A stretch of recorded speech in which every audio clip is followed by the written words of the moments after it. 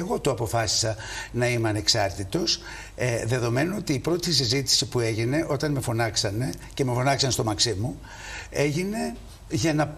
συζητήσουμε ακόμη και την περίπτωση του χρήσματος. Αυτή είναι η πάσα πραγματικότητα και εγώ είπα ότι δεν θέλω να μπω πιο βαθιά σε αυτό το κομμάτι, με την έννοια ότι είμαι ένας καλλιτέχνης που έχει κάνει μια καριέρα και μια πορεία πολλών χρόνων και δεν το έχω ανάγκη να γίνω παιδί κομματικού σωλήνα στα πίσω-πίσω. Και νομίζω ότι οι αποδέκτες αυτής της συζήτησης και κυρίως ο μεγάλος αποδέκτης το εκτίμησαν και έτσι μου είπανε προχωράμε, εμείς θα στηρίξουμε με τους άξιους και ικανούς. Αυτό μου το είπανε έτσι όπως το λέω και είμαι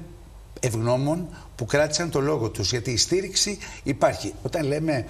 ότι κάνουμε μια συζήτηση και λέμε ότι η αυτοδιοίκηση πρέπει να είναι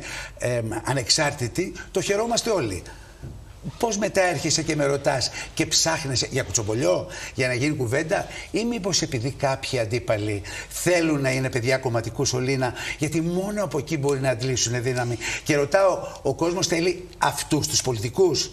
αυτούς που είναι παιδιά κομματικού σωλήνα και προσπαθούν πάση θυσία να διεκδικήσουν ένα χρήσμα για να υπάρχουν, ή αυτούς που έχουν τη βεντάλια του κόσμου και την αγάπη του κόσμου και αποδεδειγμένα έχουν προσφέρει έργο και ο πολιτικός τους, ο τωρινός πολιτικός μου αν θέλεις, για να προσωποποιήσουμε τα πράγματα λόγος, αποδεικνύει ότι μπορώ να κάνω την αναμόρφωση στο Χαλάνδρι.